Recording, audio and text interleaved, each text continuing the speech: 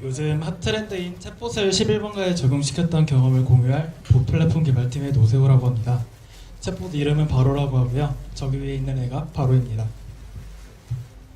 제가 바로랑 챗봇에 대해서 전반적인 설명까지 드리면 좋겠지만 저한테 주어진 시간이 얼마 없어서 저희 본부 컨버세이셔널 커머스 기획팀의 최정진 팀장님께서 펀치에서 설명 아주 잘해주셔서 런닝월드에서 6월 21일자 펀치를 보시면 도움이 될 것 같습니다. 그럼 본론으로 넘어가서 이제 바로는 챗봇입니다. 시장에서 챗봇은 대화형 인터페이스, 즉 메신저 같은 화면에서 이제 정해진 규칙이나 AI, 인공지능 등으로 유저와 특별한 인터랙션을 하는 보시자 서비스라고 말하고 있습니다. 여기서 유저와 특별한 인터랙션을 하기 위해서는 대화의 규칙을 정해야 되는데 저희가 챗봇 프로젝트를 처음 시작했을 때는 조직 내에서 챗봇은 물론 자연어에 대한 이해나 기초를 경험했던 팀원이 없었습니다. 그러자 자연어와 챗봇에 관련된 업무를 하셨던 CTO님과 본부장님이 오시면서 바로의 동작 베이스로 채택된 앞으로 설명드릴 레이븐클로우 프레임워크를 소개시켜 주시면서 챗봇 프로젝트를 시작하게 되었습니다. 레이븐클로우는 아래 추석에 보이시는 것 같이 댄 보어스와 알렉산더가 제안한 음성인식 대화 관리 프레임워크고요. 위 이미지는 레이븐클로우에서 예시로 든 클래식한 대화 처리입니다. 위 아키텍처는 아까 음성인식이라고 얘기 드렸다시피 이제 맨 처음에 시스템으로 음성이 들어오게 되고요. 이제 이 음성을 인식해서 텍스트로 만들고 텍스트로 만들어진 내용을 언어 이해라는 과정을 통해서 사용자가 무슨 의도를 갖고 말한 건지 분석을 합니다. 대화에서 사용자의 의도를 파악한 시스템은 그 의도에 대한 정의된 액션을 취하고 로직을 처리하는 건 기계지만 이제 사람을 상대하는 거이기 때문에 대화를 하듯 문장을 만드는 언어 생성 처리를 해서 TTS 따위를 통해서 사용자에게 다시 말하는 구조를 갖고 있었습니다. 하지만 저희는 챗봇이니까 음성에 관련된 작업은 필요 없고요. 대신 구조가 이렇게 바뀌게 됩니다. 음성이 들어오던 것과 나가던 것은 메시징 플랫폼 서버로 바뀌고 음성 인식 과정과 음성 발설 과정은 봇을 관리하는 봇 서버로 변경이 되고 언어 이해 과정은 내추럴 랭귀지 언더스탠딩이라고 해서 NLU 서버에서 언어 생성 과정은 내추럴 랭귀지 제너레이션이라고 해서 NLG 서버에서 처리를 하고 의도 파악 과정은 챗봇 바로의 두뇌인 다이얼로그 매니지먼트 DM 서버에서 처리하게 됩니다. 11번가 메신저로 이제 에어컨 사고 싶어라고 친 대화를 메시징 플랫폼 서버를 통해서 봇 서버가 받고 NLU 서버를 통해서 사용자가 무슨 의도를 갖고 얘기한 건지 분석을 하고요. NLU 서버에서 분석된 데이터를 갖고 봇 서버에서 받아서 다시 DM 서버로 보내게 됩니다. DM 서버에서는 아까 말씀드렸던 정해진 규칙에 의해서 내부 로직을 처리하는데요. 로직을 처리하다가 검색이라던가 인기 상품 조회와 같은 외부 API 처리가 필요한 경우에는 화면에는 없지만 저희 보 플랫폼의 백엔드 프록시라는 서버를 거쳐서 처리를 하고요. 처리된 정보를 갖고 메신저로 내보내기 위해서 NLG 서버를 통해서 아까 얘기했던 것처럼 대화를 하듯 문장을 만들어주고요. NLG 서버에서 생성된 문장은 DM 서버가 받아서 봇 서버한테 보내면 봇 서버는 메시징 플랫폼 서버로 보내면서 11번가 메신저로 보여주게 되는 하나의 과정이 챗봇 바로가 처리하는 과정이라고 말할 수 있습니다. DM 서버 안을 살펴보면은 다이얼로그 태스크 스페시피케이션, 줄여서 DTS라고 부르는, 이제 저희는 시나리오라고 부르는 것이 있고요. 다이얼로그 엔진, 코어라고 부르는 투티어 아키텍처로 구성되어 있습니다. 각각은 같은 규칙을 갖고서 특정 도메인 사용에 대해서 기술해야 하고 특정 도메인에 대해서 독립되어야 하는데 그 이유는 하나의 코어는 무슨 도메인이 들어온지는 몰라도 DTS에 기술된 도메인을 처리하고 확장하기 쉽게 투티어로 나눠져 있습니다. 저희는 원래 C++ 매크로로 작성되어 있던 DTS를 JSON 포맷으로 변경해서 컴파일 후 바이너리 배포로만 시나리오 변경 작업이 가능했던 작업을 런타임에서도 변경 가능하게 수정했습니다. 보시는 이미지는 저희 대시보드에서 시나리오를 편집하는 화면인데요.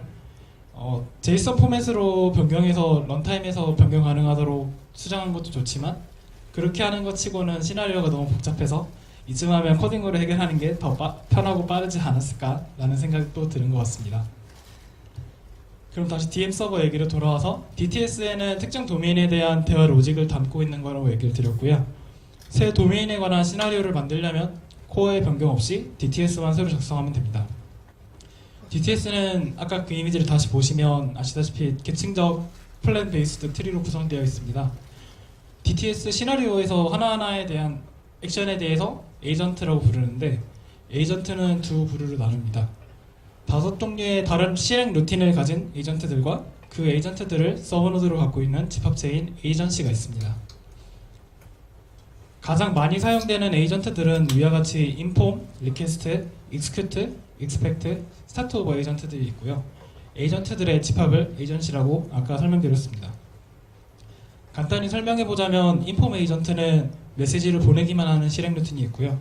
리퀘스트 에이전트는 사용자로부터 인풋을 입력받기를 기다리는 실행 루틴이 있고, execute 에이전트는 바로의 로직으로만 처리하기 힘든 아까 11번가 검색이라든가 NLG 서버 같은 외부 API 콜을 실행하는 루틴이 있고요.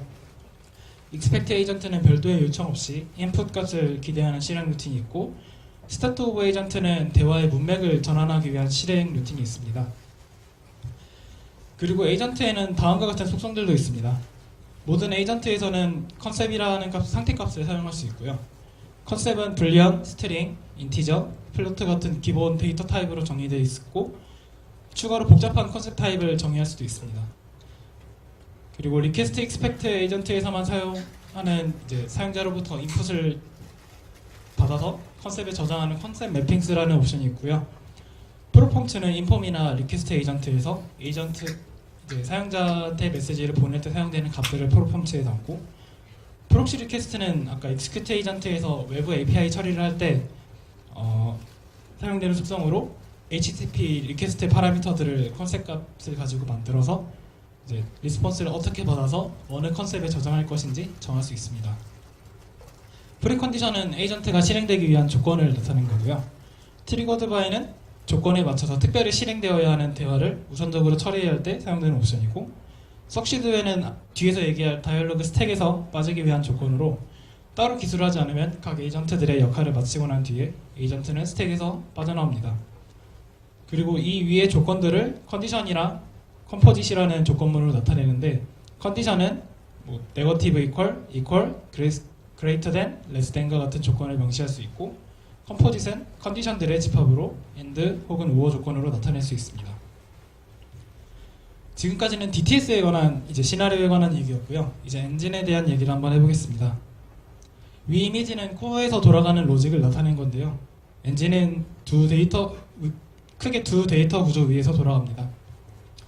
파란 밑줄 쳐놓은 스택은 다이얼로그 스택이라고 해서 대화를 직접적으로 컨트롤하는 스택이고요.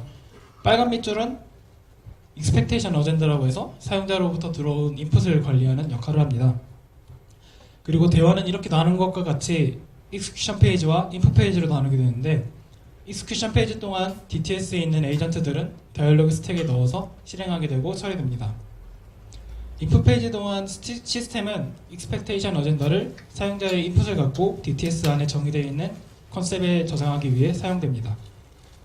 다시 익스큐션 페이지는 엔진에서 스택에 나열된 순서대로 작업을 처리하게 되는데, 스택이니까 메뉴에 있는 순서대로 에이전트를 처리할 거고, 그렇게 에이전트의 실행 루틴대로 처리를 하고 완료가 되면 다시 엔진으로 넘어가서, 만약에 인풋 페이지로 안 들어간다면 엔진은 다이얼로그 스택에 있는 에이전트들에 대해 실행 루틴이 완료된 에이전트가 있는지 검사를 하고, 완료된 에이전트들은 스택에서 팝해서 제거를 합니다.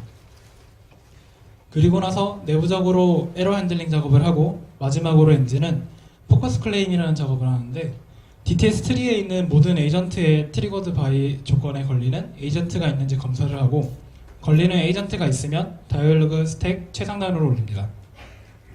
아까 사용자로부터 들어오는 인풋은 익스펙테이션 어젠다가 처리한다고 얘기를 했는데, 익스펙테이션 어젠다는 여러 레벨로 구성되어 있고, 각 레벨은 다이얼로그 스택에서 하나하나의 에이전트와 일치합니다. 자세히 설명하기 위해서 챗봇 바로에서 냉장고를 추천받는 시나리오를 예시로 들어보겠습니다. 11톡으로 들어와서 바로랑 채팅을 시작하고요.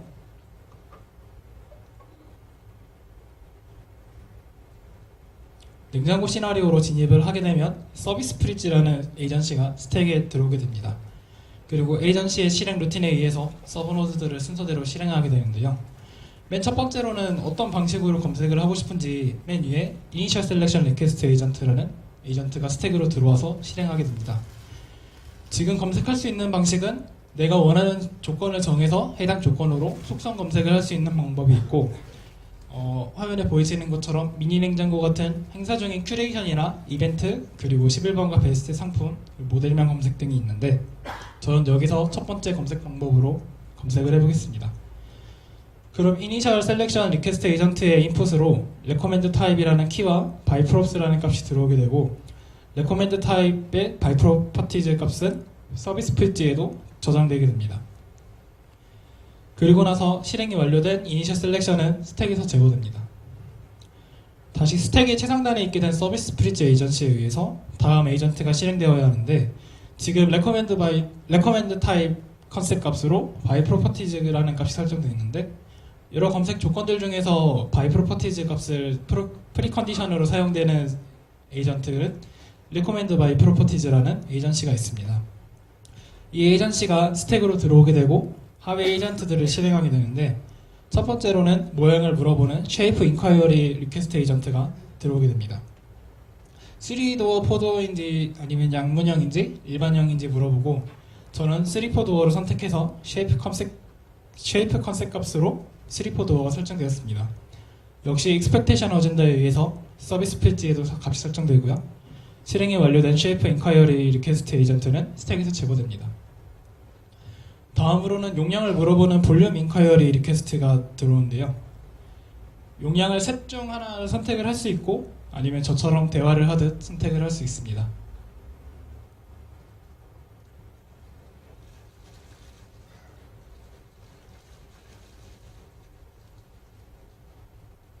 저는 용량을 크지 않았으면 좋겠다고 하니 보통 용량으로 추천해 주는데요. 그러면은 인풋으로 역시 볼륨의 값이 보통 사이즈로 들어오고, 마찬가지로 expectation 어젠다에 의해서 서비스 필지에도 값이 설정되고 스택에서 제거됩니다. 마지막으로 브랜드를 골라야 되는데, 브랜드 인콰이어리 리퀘스트 에이전트가 스택에 들어오게 되고요. 저는 LG를 좋아해서 LG로 고르겠습니다. 그럼 인풋으로 브랜드의 LG가 들어오게 되고, expectation 어젠다에 의해서 서비스 필지에도 설정되고 스택에서 제거됩니다. 검색에 필요한 조건들이 다 모였으니까 이제 recommend by properties agency 안에 있는 search by properties agency가 스택에 들어오게 됩니다. search by properties agency는 하위 맨 첫 번째로 올라오는 에이전트가 대화하는 척 이제 타이핑을 보내는, 애니메이션을 보내는 인폼 에이전트가 잠깐 들어갔다가 나오고요. 그 다음에 search by properties execute라는 execute 에이전시가 스택에 들어와서 실행돼서 recommend type, shape, volume, brand type, 브랜드 같은 컨셉을 가지고 HTTP 리퀘스트 파라미터를 만들어서 백엔드 프록시 서버를 통해서 11번가 검색 API를 질의한 다음에 결과 리스폰스를 갖고 메시징 플랫폼의 템플릿에 맞도록 가공한 다음에 보스 서버를 통해서 메시징 플랫폼 서버로 보내면 앞에 보이시는 것 같은 결과가 나오게 됩니다. 맨 마지막에 리퀘스트 에이전트인 이유는 밑에 보시면 새 상담이나 가격순 정렬 같은 퀵 리플라이즈라는 버튼들이 있는데, 이 버튼들이 터치되기 전까지는 다른 업데이트가 있지 않게 하기 위해서 리퀘스트 에이전트를 맨 마지막에 나타나게 했습니다.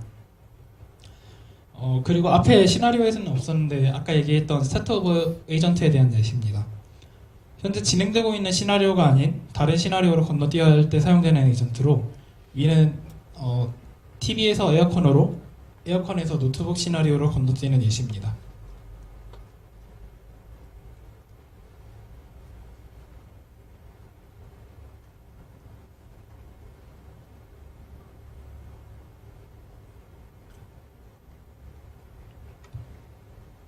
네, 별로 관심은 없으시겠지만 바로의 구조는 이런 구조로 구성되어 있다라고 설명드릴 수 있습니다. 나중에 블로그에 장표 올라오니까 거기서 확인하시면 더 자세히 확인하실 수 있습니다.